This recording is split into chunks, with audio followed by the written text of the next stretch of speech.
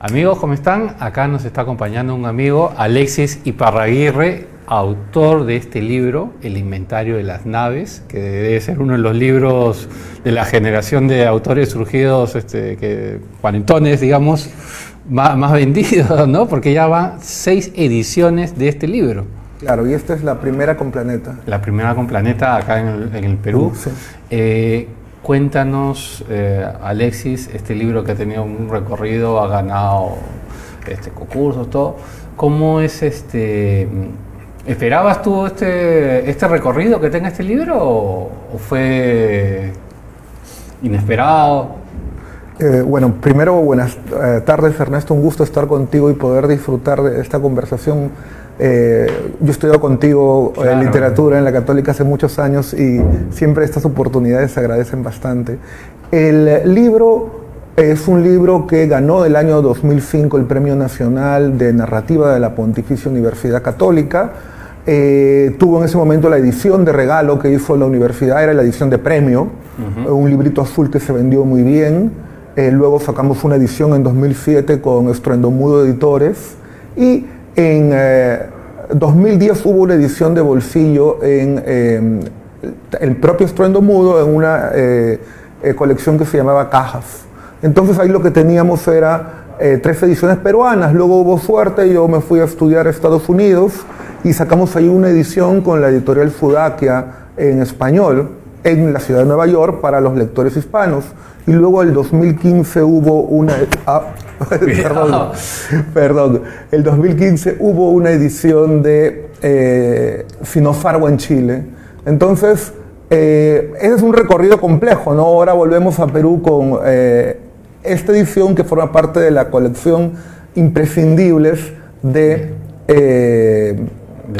Planeta, que es una colección nueva que ha empezado con un libro de cuentos de Julie de Trafigny que se llama Maldita Sea, una compañera también nuestra, curiosamente. Ahí hay una generación de escritores de la Católica bastante extensa y secreta, ¿no? Quizás tan grande. Estamos viendo algunas ediciones tuyas. Oh, claro, ahí está El Fuego de las Multitudes, que lo saqué y el 2016 fue el año en el cual volví a publicar un libro de cuentos después de unos 10 años. El Inventario de las Naves originalmente del 2005 y este es del 2016. Y bueno, ahora volvemos con esta reedición de El Inventario de las Naves, ¿no? Oye, una curiosidad, bueno, ya son, este libro tiene más de 10 años, tú estás viviendo fuera, la Lima, digamos que esta ciudad que media fantasmal que aparece en este libro, sigue siendo esta Lima que estás visitando, ahora estás casi de turista. ¿Sigue siendo la misma o es otra? Bueno, es otra Lima, definitivamente. En realidad, cualquier persona que lee los 7 cuentos que conforman el libro se da cuenta que mis personajes no usan internet para variar, ¿no? Creo que lo más cercano a redes que hay es un Palm, que en esa época era una especie de mi pequeña computadora personal para recibir y enviar mensajes, ¿no?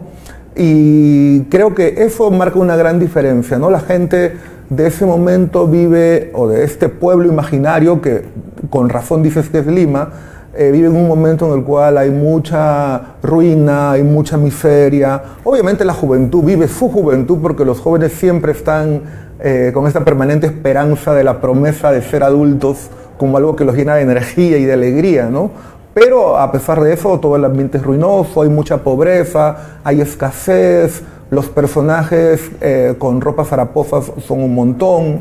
Entonces, yo no puedo ver eso en la Lima actual, ¿no? La Lima actual es una Lima donde hay un montón de consumismo, centros comerciales. Evidentemente, también hay una Lima pobre, pero digamos que las diferencias entre esa Lima y la Lima del consumismo es bien marcada, muy grande. Entonces, a pesar de que conviven juntas, quien entra a la Lima del consumismo se da cuenta de inmediato que hay un ambiente de mejoría económica sustancial y que la distancia es kilométrica respecto de lo que pasaba en los 90s, ¿no? Claro. Tú me estás hablando ahí de Julie Trafigny y otros autores que compartimos aulas. ¿Tú crees que el contexto en el que estudiamos, en el que tuvimos nuestra juventud, nos marcó a la hora de escribir? Por ejemplo, este libro ya no sería posible que lo cree un autor joven de ahora. No digo que no seamos jóvenes, ¿no? Bueno, no, yo creo que hay varias cosas, ¿no? Tiene que ver con episodios rarísimos de la vida profesional literaria, ¿no? Primero que en el año 94 o 94, que entramos a la Facultad de Literatura, habían aproximadamente 50 personas en el curso de primer Latín 1, me acuerdo, con Purificación Estebanes, una cosa rarísima y que no ha vuelto a pasar. Digamos, la gente que va a literatura en una universidad no son más de 10, 15 personas como máximo, y esa es sobrepoblación. Y bueno, esa era una circunstancia especial, pero también creo que otra circunstancia especial es que, digamos, en ese ambiente de muchas carencias, de violencia armada, un lugar como la Universidad Católica en particular, donde podías estudiar y dedicarte a tus cosas, que no era necesariamente estudiar, valga decir también, no habían otras cosas. Divertirse con los amigos, ir a tomar, conversar de literatura, en fin, las fiestas, el rock. Era una especie de oasis donde todavía no había internet, vuelvo a subrayar, y donde las relaciones interpersonales funcionaban de una manera muy particular, porque había esta cuestión de la literatura, del conocimiento, de las cofradías de escritores, los poetas por un lado, los narradores por el otro. Era un ambiente muy bonito, yo tengo un recuerdo muy especial. Y creo que en ese tipo de formación está un tipo muy significativo de la literatura que se hace hoy, ¿no?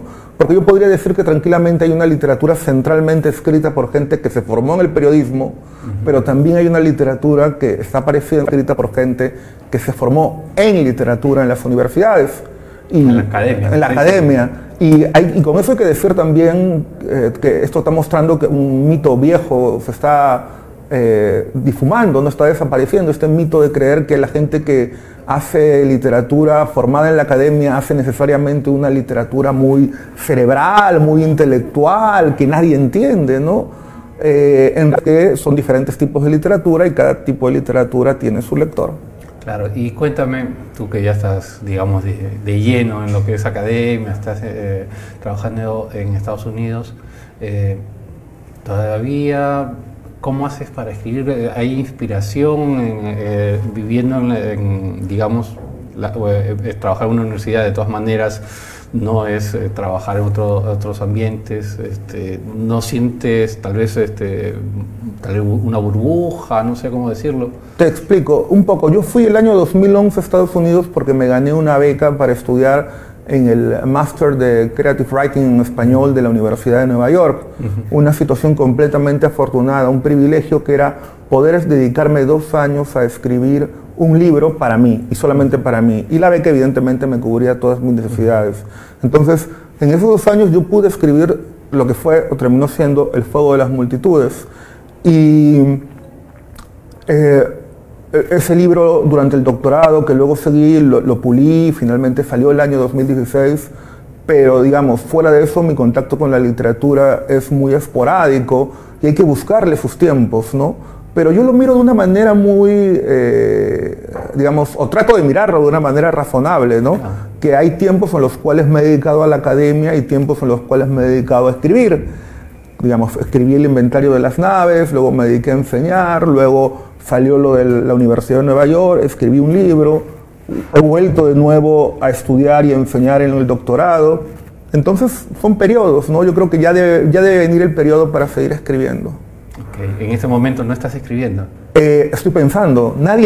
Digamos, yo creo que nadie que escriba deja de pensar literariamente, deja de pensar en argumentos, en historias, en preguntas que van a resolverse en un libro.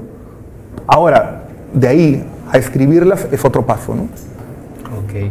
¿Y en qué estás pensando escribir? ¿Qué temas estás viendo? ¿Quieres variar o sigues por la misma senda? Tengo 2 proyectos a mediano plazo. Un proyecto sería escribir un libro collage. Siempre me gustaron, no sé si tú te acuerdas de esos libros de Cortázar, en los cuales las fotografías de sus amigos eran pretextos para escribir un cuento, y viceversa, ¿no? A veces los cuentos eran pretextos para tomar fotografías muy bonitas. Está Último Round, está La Vuelta al Día en 80 Mundos, está Los Autonautas de la Cosmopista. Entonces a mí me ha provocado escribir con una amiga fotógrafa eventualmente ese libro, ¿no? Un libro de fotografías de la Lima contemporánea con cuentos, motivados por la fotografía. Eso por un lado, y el otro lado sería una novela que yo le he puesto así como título cabalístico, La vida en Marte, que va a ser una novela de ciencia ficción, que es un género que siempre me ronda, y que va a ser, espero, un trabajo de muchas páginas, ¿no? Género largo, muchos personajes, mucha locura también, que es un tema que siempre atraviesa toda mi narrativa, y digamos, pero eso ya es a largo plazo, ¿no? El más próximo es el collage y después lo de Marte. En efecto, pero La vida en Marte la tengo pensando también hace mucho tiempo en la cabeza, ¿no? Hay muchas historias para colocar ahí. Claro, y la ciencia ficción como que es un género que se está revalorando en el Perú, ¿no? Lo que pasa, mi impresión es que sí, pero porque está haciendo lo que debe hacer, ¿no? O sea, digamos, la ciencia ficción en el Perú siempre como literatura, no digo como televisión o videojuegos, como literatura siempre ha sido una cuestión muy literaria, o sea, como me refiero en este sentido, mucho que entra a dialogar con los cánones literarios, ¿no? Tú sabes este libro increíble de José Adolf, Mañana las ratas, o los otros libros que los publica en Moscazul Editores, que es una editora de literatura dura, ¿no? Entonces yo creo que los más grandes éxitos de ciencia ficción en el Perú de literatura siempre han sido ahí cuando ha querido entrar en diálogo, en discusión, en buena lid con la literatura entre comillas seria. Y ese gesto es bonito y le funciona a la ciencia ficción en el Perú bastante. Ok, perfecto. Alexis, para ir cerrando, ¿podrías invitar tu presentación de este libro? ¿Cuándo es? Correcto. La presentación de este libro es el día 27 de julio a las 6 de la tarde en el auditorio Laura Riesco de la Feria Internacional del Libro. Los vamos a estar esperando ahí, la gente de Planeta, los presentadores, va a ir Susan Noltenius, Marco García. Entonces yo creo que va a ser una bonita tarde para conversar y bueno, y reencontrarnos los amigos de aquellas lejanas tardes de la universidad, porque es una cosa curiosa, este libro se escribe en el tiempo libre que tengo como estudiante en la universidad, entonces también tiene algo del ambiente y las preocupaciones de esas épocas de los estudiantes de letras. Ok, perfecto, Alexis. Gracias por tu tiempo. Amigos, no se muevan, regresamos después de una pausa. Muchas gracias. Hasta maestro. Te espero.